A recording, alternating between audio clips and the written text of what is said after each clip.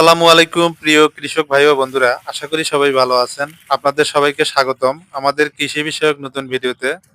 বন্ধুরা, আজকের ভিডিওতে আমি আপনাদেরকে জানাবো আমন মৌসুমে উচ্চ ফলনশীল স্বল্প মেয়াদী আগাম 5টি ধানের নতুন জাত সম্পর্কে।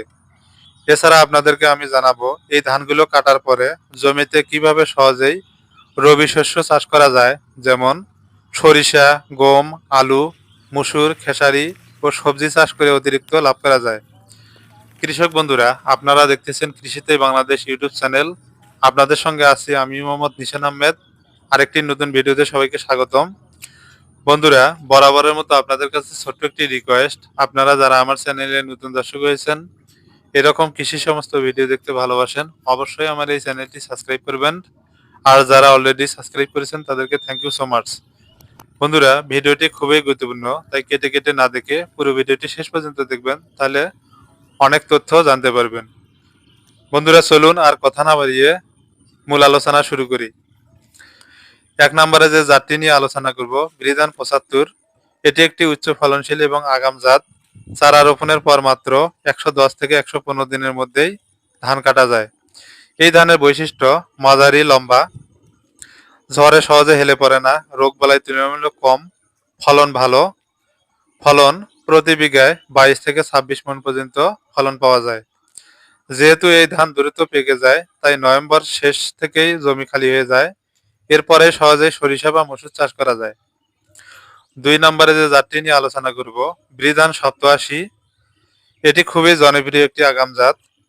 এই ধানের বৈশিষ্ট্য এর জীবনকাল 110 দিনের কাছাকাছি, খরা সহনশীল, রোগ কম হয়, ধানের রং উজ্জ্বল। ফলন প্রতি হেক্টরে 6 টনের কাছাকাছি ফলন পাওয়া যায়। যেসব এলাকায় দেরিতে বন্যা আসে বা দ্রুত জমি খালি করতে হয়, সেখানে এই জাত খুবই উপযোগী।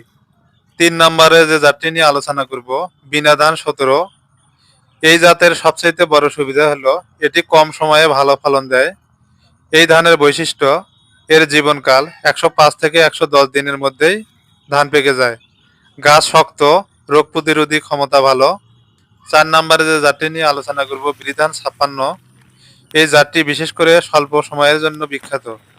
এই ধানের বৈশিষ্ট্য মাত্র 100 থেকে 105 দিনে ধান পাকে, খরা সহনশীল, সেচ কম লাগে। ফলন প্রতি হেক্টরে 5 থেকে 5.5 টন পর্যন্ত ফলন পাওয়া যায়।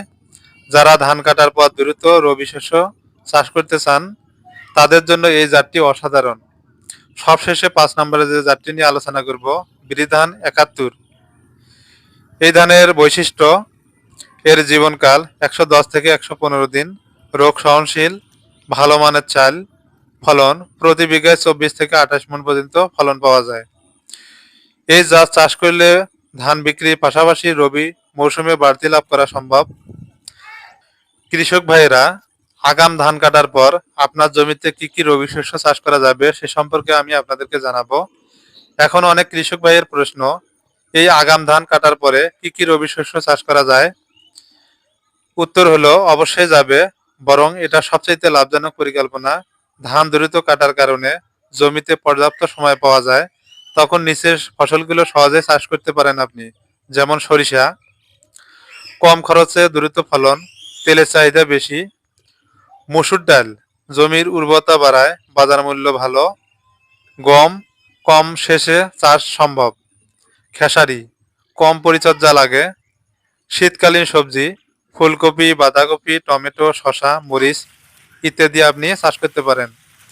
লাভের হিসাব, যদি কৃষক ভাইরা স্বল্প মেয়াদী আমন ধান চাষ করেন, তাহলে একই জমি থেকে বছরে 2 থেকে 3টি ফসল নিতে পারেন।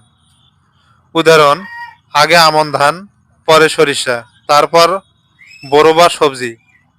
এভাবে জমির ব্যবহার বাড়বে এবং লাভও কয়েক গুণ বৃদ্ধি পাবে। সফল চাষের গুরুত্বপূর্ণ পরামর্শ: সময় মতো চারা রোপণ করুন, সুষম সার ব্যবহার করুন, রোগবালাই নিয়মিত পর্যবেক্ষণ করুন, ধান কাটার সাথে সাথে রবি শস্য বপন করুন।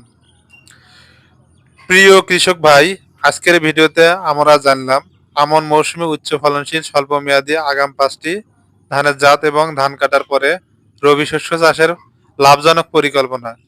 যদি ভিডিওটি আপনাদের ভালো লাগে, একটি লাইক দিন, কমেন্ট ও শেয়ার করুন। আর কৃষি বিষয়ক নতুন নতুন ভিডিও পেতে আমাদের চ্যানেলটি সাবস্ক্রাইব করুন। সবাই ভালো থাকবেন। আল্লাহ হাফেজ।